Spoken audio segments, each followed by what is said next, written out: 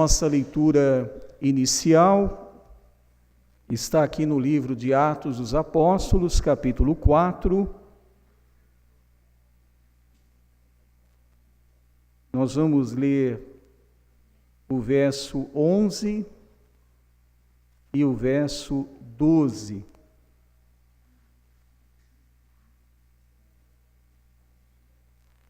Atos, capítulo 4.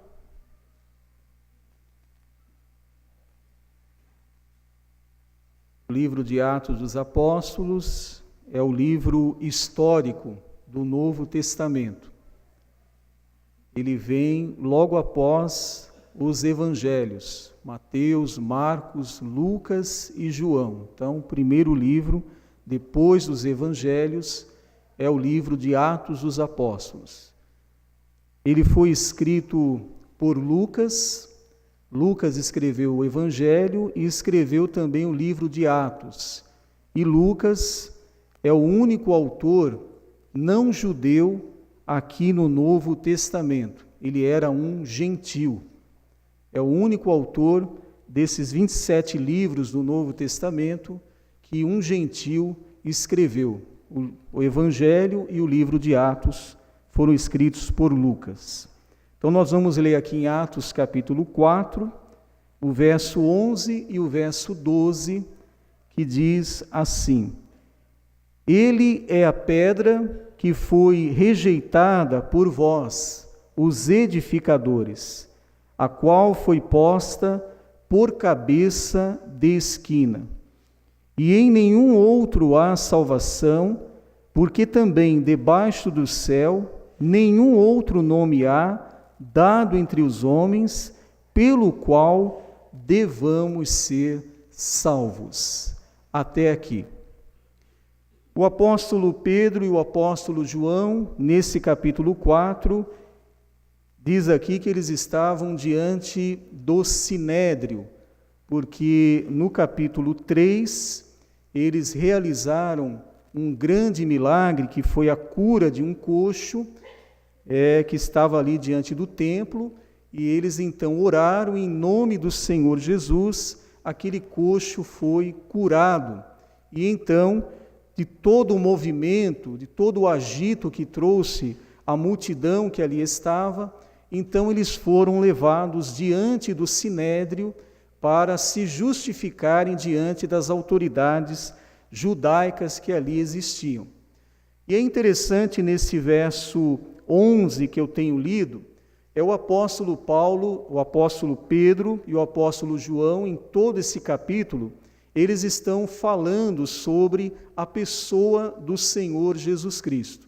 E eles identificam aqui nesse verso 11 que Jesus, ele foi a pedra que foi rejeitada pelos edificadores. Havia um orgulho nacional, um orgulho para a nação judaica, que eles eram realmente o povo escolhido por Deus. A igreja que existia no Velho Testamento, podemos assim dizer, era Israel. Eles haviam sido escolhidos por Deus para representarem a Deus na terra. Eles tinham a obrigação de serem as testemunhas de Jeová. Tinham que ser realmente aqueles que comunicariam às outras nações vizinhas sobre o Deus que Israel estava servindo, passando a eles o conhecimento, os ensinamentos que vinham da parte de Deus. E então, quando o Senhor Jesus veio, a situação de Israel era tão delicada, era tão difícil, que eles não reconheceram o Messias, não reconheceram o Salvador que Deus tinha enviado. Eles não reconheceram a Jesus, que era o cumprimento de todas aquelas promessas sobre a salvação que estavam lá no Velho Testamento. Como no livro de Gênesis, capítulo 3, verso 15, quando o próprio Deus ali anuncia, conhecido como proto-evangelho, de que da semente da mulher nasceria um que esmagaria a cabeça da serpente. E Adão e Eva ouviram Deus prometer a vinda então de Jesus a este mundo, e eles creram. E então, quando Jesus vem e nasce, o próprio povo judeu, o povo que era o eleito lá no Velho Testamento, aquela nação escolhida para testemunhar de Deus na terra, havia rejeitado o seu próprio Messias. Então, Pedro e João estão dizendo: olha, Jesus era a pedra que vocês, os edificadores, rejeitaram. Vocês rejeitaram o próprio Salvador. Rejeitaram aquele que era o desejado, aquele que era muito esperado, aquele em que os profetas creram e até morreram por terem crido em Deus e terem pregado sobre um dia Jesus vindo a este mundo. Nós aqui paramos e imaginamos que esse discurso de Pedro e João, considerados ali naquele momento como homens indoutos, sem letras, não é? Eles ficaram assim admirados que eles estavam trazendo uma acusação tão séria ao povo de Israel. Estavam julgando ali naquele momento a Israel, dizendo: olha, vocês rejeitaram o Salvador. Deus enviou o seu Filho e vocês nem se importaram com isso. Pelo contrário, vocês o entregaram para ser morto. Morto por quem? Pelo inimigo atual de Israel, que eram os romanos. Então imagine que essa notícia trouxe um impacto para os que estavam ali presentes. Conservadores da lei, homens muito religiosos, homens que ostentavam uma pompa, uma postura de religiosidade, que se comunicavam com Deus, que falavam com Deus, agora estavam sendo acusados de que tinham rejeitado o próprio Filho de Deus. Mas no verso 12, os apóstolos então dão aqui uma informação que eles poderiam aceitar ou não. Nós vamos ver no decorrer deste capítulo 4 que eles rejeitam essa recomendação trazida por Pedro e João. E é uma recomendação que hoje nós também estamos repetindo. É uma recomendação que devemos falar para todas as pessoas. Devemos falar para essas muitas religiões que existem no nosso país. Essas muitas seitas que estão aí espalhadas, estão nas ruas atuantes. É uma recomendação que nós precisamos falar para todas as pessoas também. Todos aqui presentes precisam entender, compreender que sem Jesus não há salvação. Sem Jesus não dá. O apóstolo Pedro e o apóstolo João dizem: e em nenhum outro há salvação. Eles poderiam procurar em Israel, não iriam encontrar. Eles poderiam viajar pelo mundo da época, eles não iriam encontrar, porque em nenhum outro há salvação. A salvação está somente em Jesus Cristo. Não há sacrifício de homens, não há privilégios, não há povo escolhido, não há povo mais especial, não há uma nação na terra como teve no passado o povo judeu. Nada disso. A salvação está unicamente na pessoa do Senhor Jesus Cristo.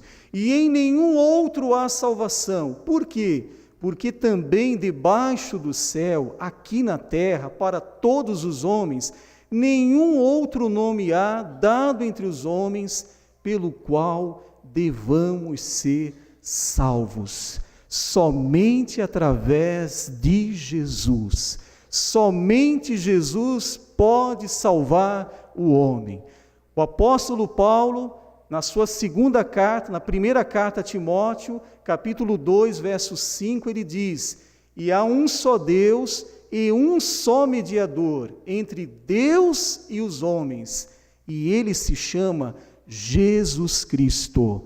Somente Jesus pode reconciliar o homem para com Deus. Então, nesta noite, estamos reunidos neste lugar porque não há outro lugar para nós irmos. Não há outra pessoa para nós buscarmos e adorarmos nessa noite, a não ser o nosso Senhor e Salvador, Jesus Cristo.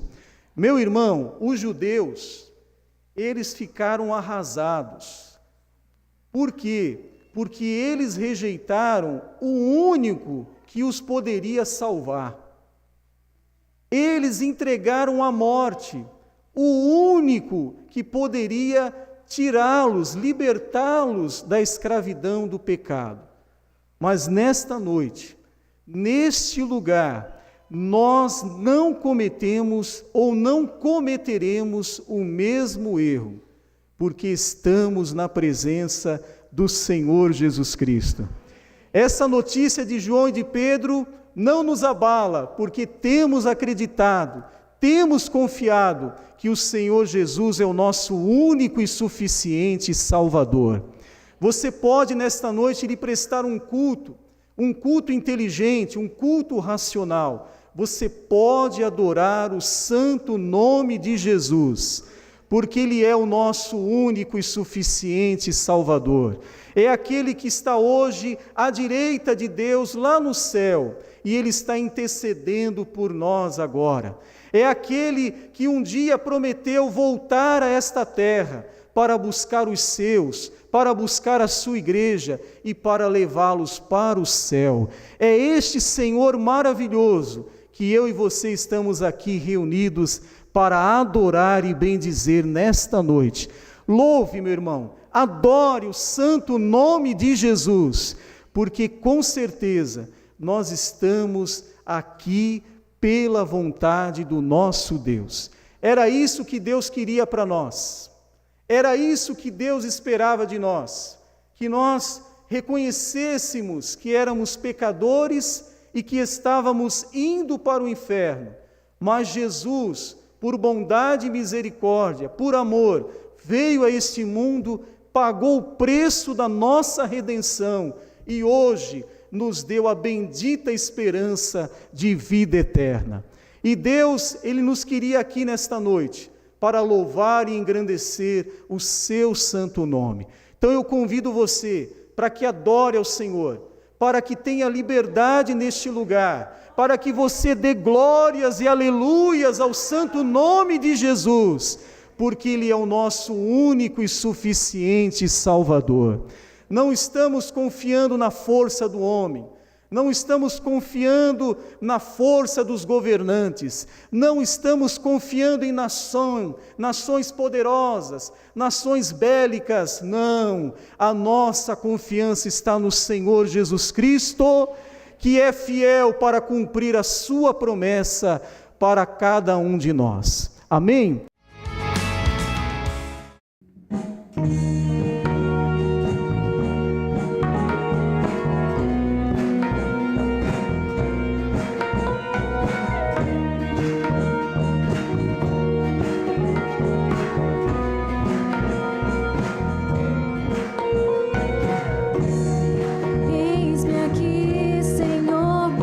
Buscando tua verdade e amor, eu vim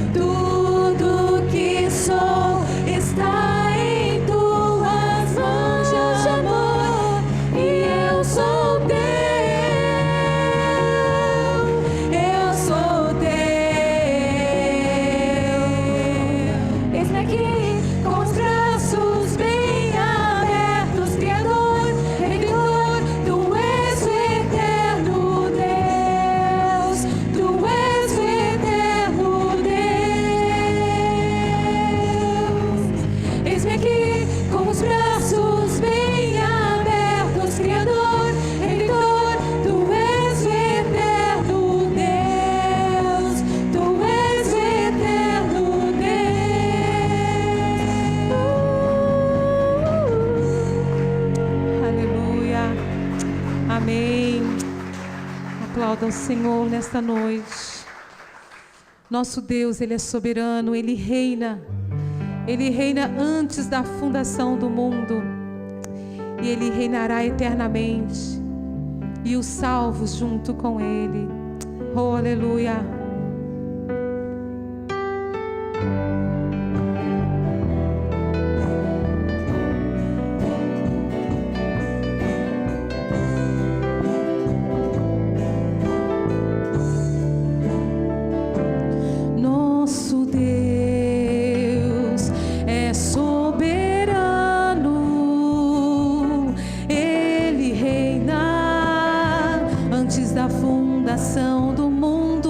Declare isso, igreja. É soberano, Ele reina antes da fundação do mundo. A terra era sem forma e vazia, e o Espírito do nosso Deus se movia sobre a face das águas. Foi Ele quem criou o céu dos céus e fez separação das águas em terra seca. Foi Ele quem criou os luminares e criou a natureza e formou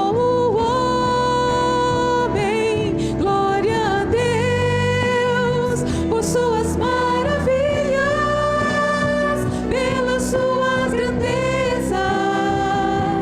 Glória a Deus, por suas maravilhas, pelas suas grandezas. Glória a Deus. Oh, aleluia. Glória seja dada ao teu nome, Senhor.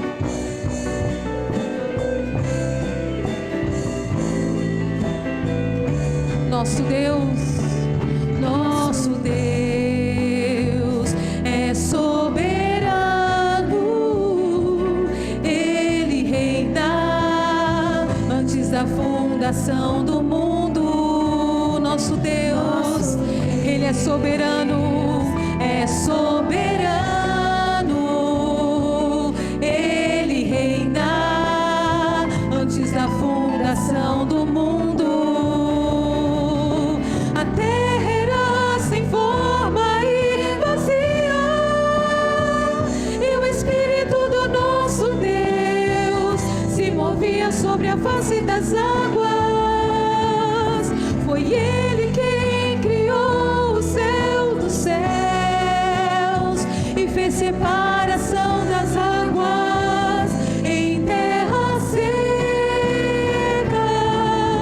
Foi Ele quem criou os luminares e criou a natureza e formou o homem. Glória a Deus por suas maravilhas, pela sua grandeza. Glória a Deus, glória a Deus por suas maravilhas, pela sua grandeza. Glória a Deus, sua igreja. Glória a Deus. Oh, aleluia. Glória seja dada ao nosso Deus. Glória a Deus. Agradeça a Deus nessa noite pela sua grandeza sobre nossa vida. Oh, aleluia. Glória a Deus por suas maravilhas, pela sua grandeza. Glória a Deus, glória a Deus.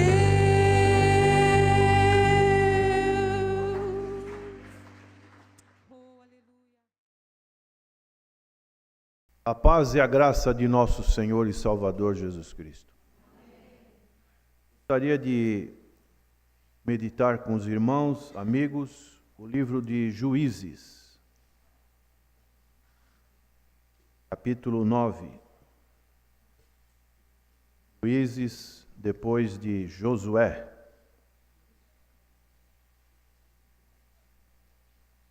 Sétimo livro, né? Capítulo 9,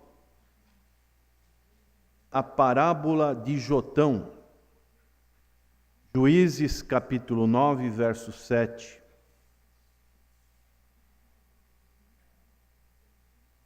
O que é uma parábola ou alegoria? Uma história na qual um significado é transmitido diferentemente das próprias palavras, ou é uma história que ilustra a verdade na qual uma coisa é dita, mas significa outra. Então aqui nós vemos a parábola de Jotão, Juízes 9, verso 7. Muitas pessoas acham que foi o Senhor Jesus que iniciou esse tipo de abordagem de linguagem através da parábola, mas nós encontramos essa parábola é uma das primeiras, ou a primeira na Bíblia, que diz: e dizendo-a, Jotão foi este e pôs-se no cume do monte de Gerizim. E levantou a sua voz e clamou e disse-lhes: ouvi-me a mim, cidadãos de Siquém, e Deus vos ouvirá a vós.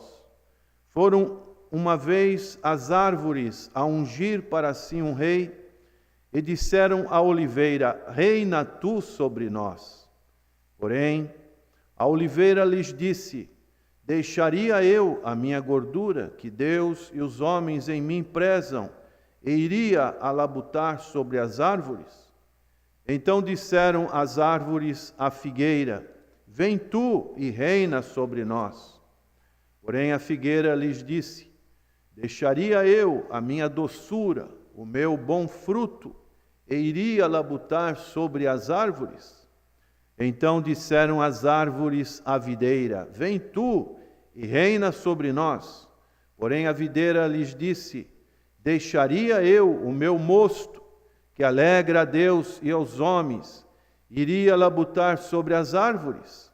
Então todas as árvores disseram ao espinheiro: Vem tu e reina sobre nós. E disse o espinheiro às árvores: Se na verdade me ungis rei sobre vós, vinde, e confiai-vos debaixo da minha sombra. Mas se não, saia fogo do espinheiro que consuma os cedros do Líbano. Amém. Irmãos, aqui temos esse personagem Jotão. Quem foi Jotão? Eu gosto muito de história. E história você precisa conhecer, porque história podemos contar para as crianças, para os adolescentes. Jotão, ele era irmão de Abimeleque. Quem era Abimeleque? Abimeleque era filho de Jerubabal, ou Jerubaal. Esse Abimeleque, ele era filho por causa que Gideão, ou Jerubaal, teve um relacionamento com uma concubina. Gideão teve 70 filhos. Já pensou? 70 filhos. Quem era Gideão? Gideão foi um juiz. Depois que Josué conquistou a terra prometida, vieram um período de juízes. Então eram pessoas que tinham a responsabilidade de governar, de dirigir a nação de Israel. E Gideão foi aquele famoso, se lembram dos 300 de Gideões? 300 valentes de Gideão, que conquistaram a vitória sobre quem? Sobre os midianitas, que oprimiam o povo de Israel. Então esse cidadão Abimeleque, como ele tinha 70 irmãos, ele queria reinar sobre esses irmãos. O próprio Gideão, ele abriu mão, ele não queria reinar sobre Israel. As tribos de Israel queriam que Gideão fosse o seu rei. Mas Gideão abriu mão. O primeiro rei de Israel foi Saul. Existe uma diferença de mais de 270 anos entre o que estamos lendo e o que aconteceu depois, quando o povo de Israel pediu rei sobre eles. E Abimeleque, então, o que ele fez? Ele fez uma espécie de aliança de conchavos com pessoas que eram da cidade de Siquém, uma cidade cananeia, que de uma certa forma influenciava Israel nos seus cultos pagãos. E ali, com esse conchavo, ele conseguiu dinheiro, contratou mercenários e matou os 69 irmãos que ele tinha, meio-irmãos, né? Que ele tinha. E assim, ele se tornou um rei. Ele tomou conta de umas 3, 4 cidades, num território em que ficava a tribo de Manassés. E assim ele reinou por 3 anos. Então, quando ele estava tomando conta de tudo, esse outro meio-irmão dele, chamado Jotão, ele subiu nesse monte aqui que encontramos no verso 7, no cume do monte de Gerizim. E nós temos que saber também outro detalhe, que está em Deuteronômio, capítulo 10, capítulo 11. Quando Deus deu as bênçãos para Israel, deu no monte Gerizim. E quando Deus dava as chamadas maldições para Israel, Deus deu no monte Ebal. Então, Jotão agora sobe no monte Gerizim, que tem a ligação com as bênçãos de Deus, e ele vai falar essa parábola.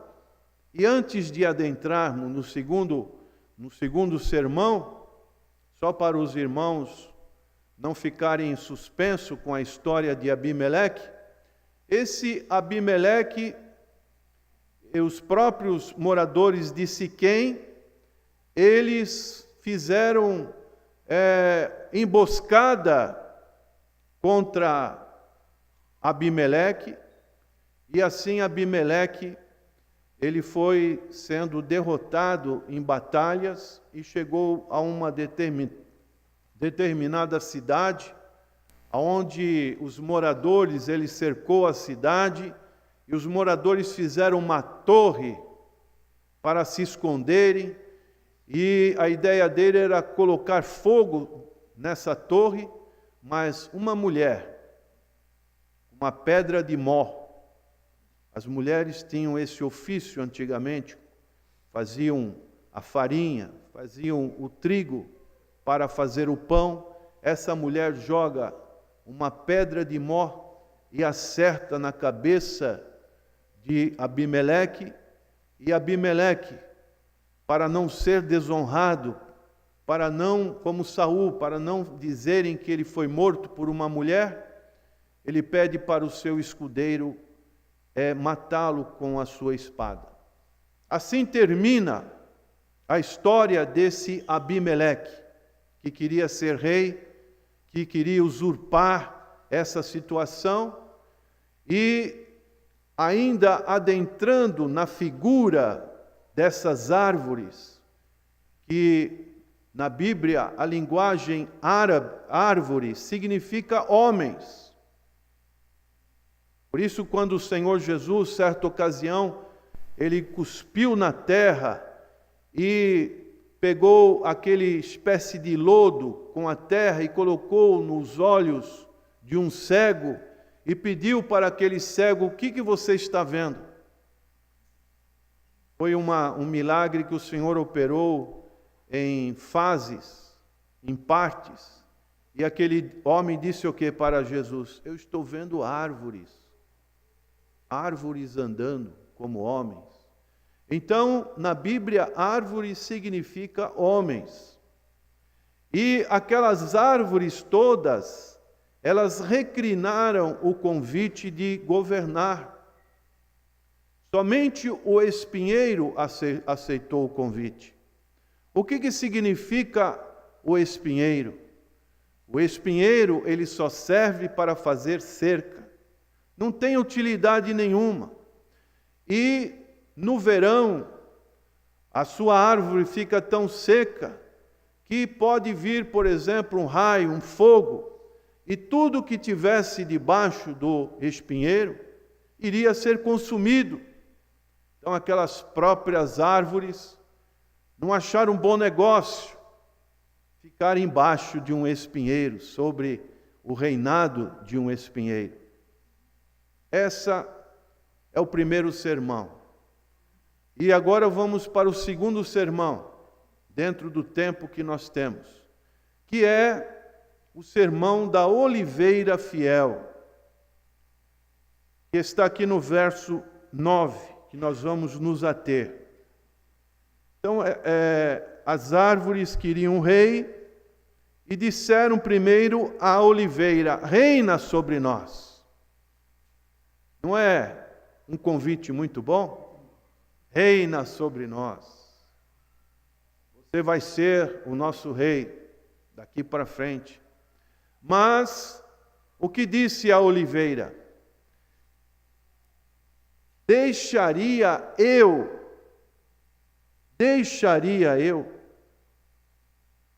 Então, nós vemos que muitas das vezes as promoções gostam de nos atrair. Quem que não gosta de promoção aqui? Olha, você gosta, né?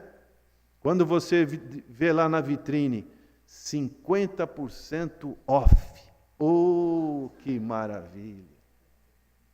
Hoje os brasileiros já não viajam mais para a Flórida, Miami, Orlando, atrás dos chamados outlet. Hoje já tem outlet no Brasil. Então, eu estava vendo outro dia uma reportagem e essas pessoas que administram o outlet dizem assim, olha, aqui você só pode vender se você colocar 50% do preço da mercadoria. Então, as promoções atraem. Olha como as moças estão sorridentes. As promoções, elas atraem e queriam atrair aqui a nossa amiga Oliveira. E ela disse, deixaria eu?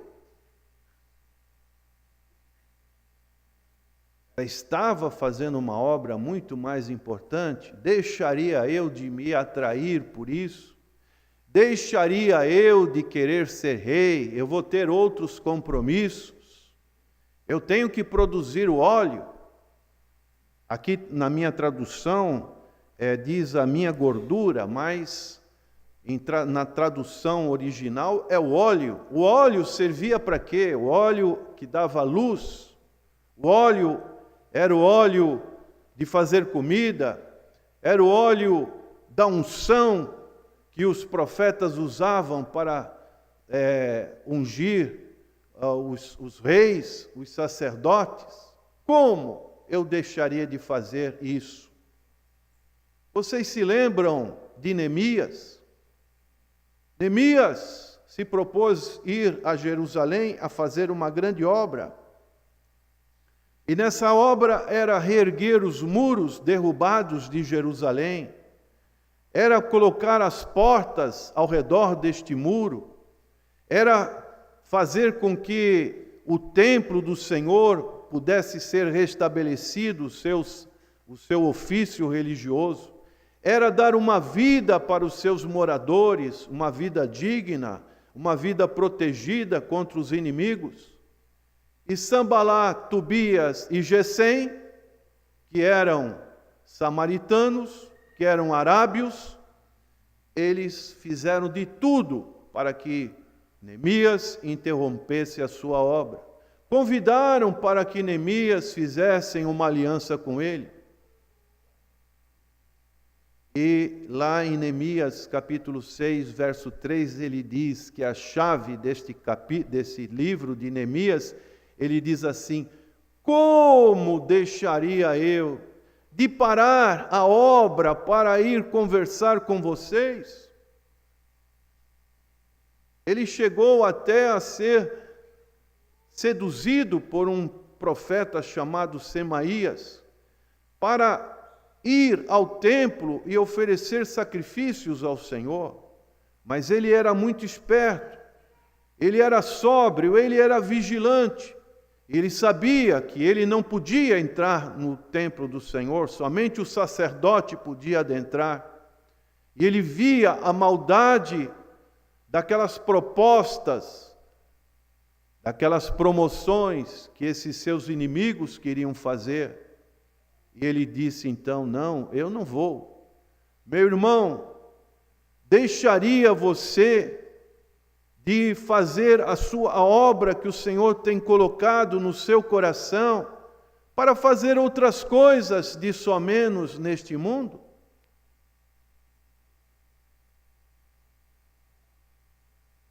Será que essas coisas vale a pena você se esforçar tanto? Então, essa oliveira, ela era fiel porque ela sabia que ela não poderia parar de fazer o seu óleo, que era muito importante para realizar outras coisas. Essa proposta, essa promoção, que aparentemente seria muito boa para ela, ela não aceitou. Então, irmãos, cuidado com as promoções, hein?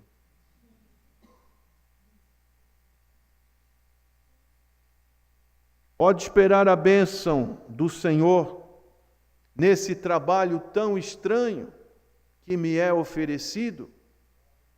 Nessa proposta que eu recebi, será que eu tenho a bênção do Senhor? Então, irmãos, podemos chegar a uma outra conclusão. Não podemos brincar com as vantagens reais. Vamos repetir? Não podemos brincar com as vantagens reais. Essa oliveira, ela disse: deixaria eu a minha gordura que Deus e os homens em mim prezam, que os homens e Deus precisam. Você deixaria de fazer a obra do Senhor tão importante, proclamar o Evangelho do Senhor para as pessoas, para fazer outra coisa? Você deixaria o Senhor Jesus Cristo por qualquer outra coisa nesse mundo? Por qualquer atrativo? Você deixaria de vir à casa do Senhor para ir num shopping center? Você deixaria o Senhor Jesus Cristo, este privilégio, esta honra tão grande, que é tão importante para Deus e para os homens, a sua fé, a sua postura como homem de Deus, como mulher de Deus, para fazer outras coisas, disso a menos? Você tem deixado isso? Quando o Senhor Jesus, lá em João capítulo 6, operou o milagre da multiplicação dos pães, e ele usou aquele simbolismo para falar para os seus discípulos: quem não comer do meu pão e beber do meu sangue, não tem parte em mim. E muitos discípulos ficaram escandalizados. Que negócio é esse? Vou virar um canibal? Mas o Senhor Jesus estava falando no sentido espiritual, que Ele é o pão vivo que desceu do céu, Ele é o que nos alimenta espiritualmente, o seu sangue é que nos perdoa, que nos justifica diante de Deus. E essa mensagem, ela foi considerada uma mensagem muito dura, e muitos agora não queriam mais seguir ao Senhor Jesus Cristo. E o Senhor volta para os seus discípulos e diz assim: e vós, também quereis me abandonar, me deixar? E o que Pedro fala: Senhor, para onde iremos nós? Só Tu tem palavras de vida eterna, aleluia. Oh, louvado seja o nome do Senhor. Deixaria eu de fazer o óleo que é tão bom para Deus e para os homens? Deixaria eu de claudicar a minha fé, que é tão importante, tão prezada para Deus e para os homens? Oh, aleluia! Você está entendendo a responsabilidade que cada um de nós temos? Deixaria eu de continuar a obra que o Senhor colocou sobre a minha responsabilidade para atender um convite da política, para atender um convite social, para atender uma sociedade de homens, para atender sociedades que o mundo nos oferece. Então, diante das tentações, o que nós temos que dizer para tudo isso, para concluir? Nós devemos, diante dessas propostas, dessas promoções que podem vir com as nossas vidas, para um jovem, para uma jovem, puxa, você está na igreja, aproveita a sua vida. O que você poderia responder? Qual seria a resposta certa? Senhor, eu tenho servido ao Senhor, eu não quero te deixar. Senhor, eu tenho visto com os olhos espirituais o quanto o Senhor tem sido bom para mim e o quanto o Senhor tem colocado responsabilidades na minha vida. E isso para mim, Senhor, é uma honra, é uma satisfação, é um gozo. E eu sinto que eu tenho responsabilidade com as demais pessoas, eu tenho responsabilidade com meus familiares, responsabilidade na sociedade que eu estou inserida, na cidade que eu participo, na igreja. Como é que eu posso abandonar? Então nós precisamos ter uma atitude de fincar mais as raízes no solo da graça do Senhor, da misericórdia do Senhor.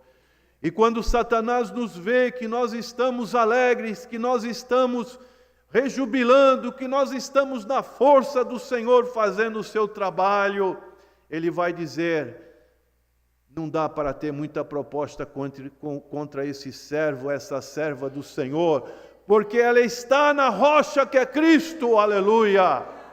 Ela não vai demover do seu objetivo, da sua visão, ela vai continuar forte. Então, irmãos, nós temos coisas preciosas. Não podemos fazer como os índios fizeram quando chegaram os espanhóis no continente americano. Os espanhóis davam miçangas para os índios. E os índios davam o que para os espanhóis? Davam ouro. Ouro. Por quincalharia, por coisas que não tinham nenhum valor. Como é que você tem um tesouro que é o Senhor Jesus Cristo, você vai trocar por coisas sem valor neste mundo? Junte a riqueza espiritual e faça-se com que você seja próspero espiritualmente falando. Deixe de lado aquilo que pode atrapalhar o seu convívio com o Senhor. Às vezes, uma promoção muito boa. Às vezes, algo espetacular do ponto de vista humano. Mas, e do ponto de vista espiritual? Será que isso não vai comprometer com a sua vinda à igreja, com o seu compromisso na igreja? Seja como a oliveira fiel. Não deixe de produzir o seu óleo para o Senhor Jesus Cristo. Se você está estéril nesta noite, peça ao Senhor: Senhor, eu quero voltar às práticas do primeiro amor. Parece que cantamos isso, né, nessa noite.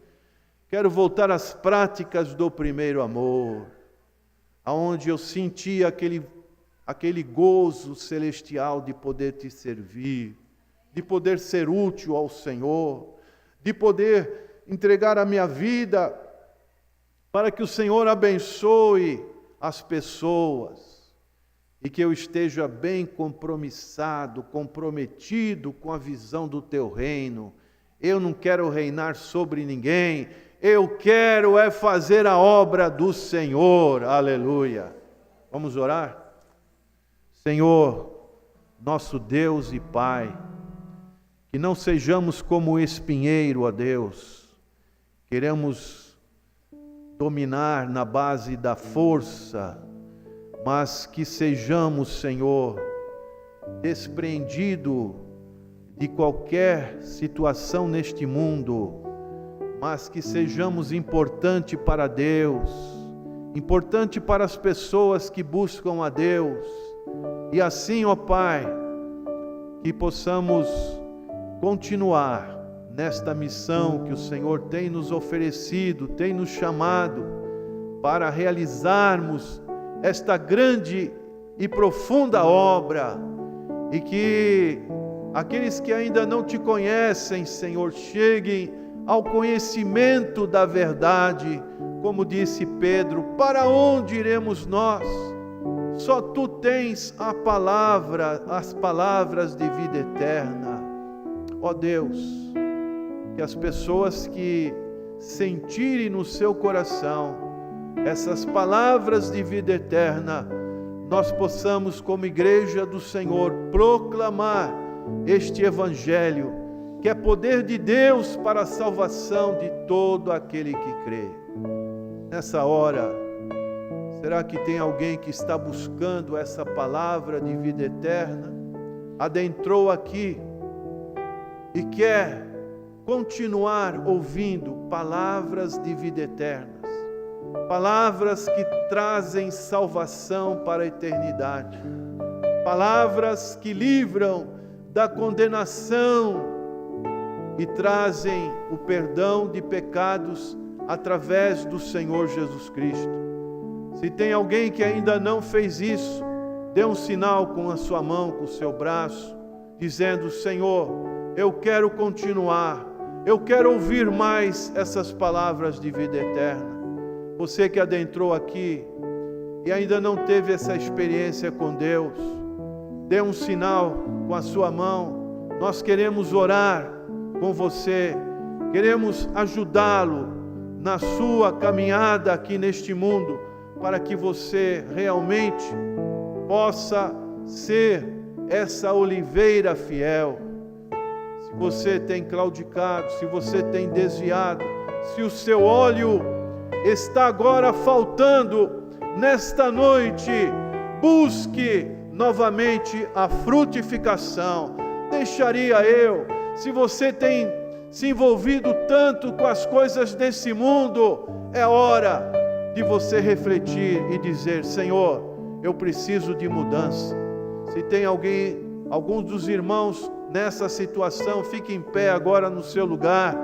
Nós queremos orar por você, para que você realmente seja cada vez mais proveitoso na obra do Senhor, para que você realmente dê esse óleo tão importante que Deus tem colocado na sua vida.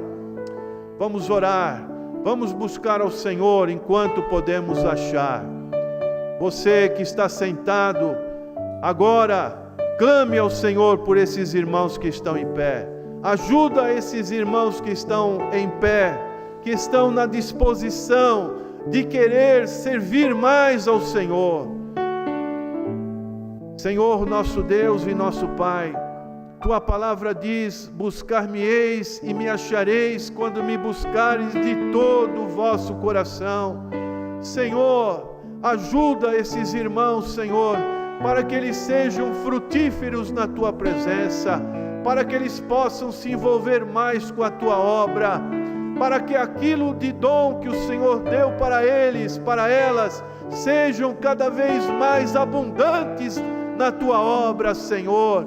A importância deles sentirem o quanto são úteis para o Senhor, para o Seu reino, a importância deles sentirem o quanto eles são importantes para a Tua igreja e para as pessoas lá fora. Ajuda, fortalece, Senhor, dá ânimo, ó Pai, para que eles sejam como essa oliveira fiel, e a Tua graça esteja sobre eles, e eles estejam cheios do Teu poder, cheios do Teu Espírito Santo para fazer a Tua obra.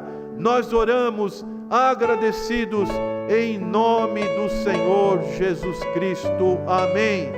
Graças a Deus. Glorifica o nome do Senhor nesta hora. Aleluia, aleluia.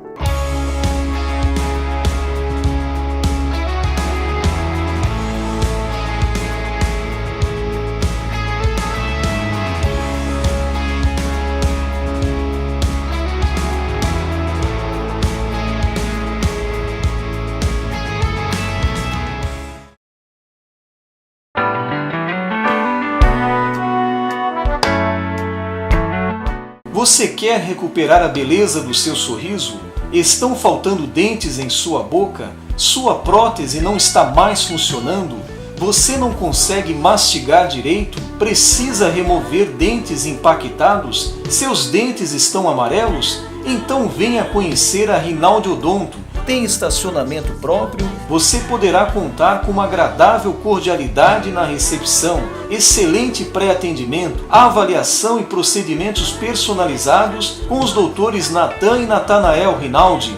Processos de implantes, extrações e cirurgias são feitas com aparelhos de última geração. Nossa satisfação aqui na Rinaldi Odonto é ver você feliz, com seu sorriso sempre bonito e saudável. Venha conhecer as nossas clínicas. Acesse www.rinaldiodonto.com.br. Telefones: Clínica 1 3233 2540, Clínica 2 3203 2464. Na Rinaldi Odonto você recupera a beleza do seu sorriso.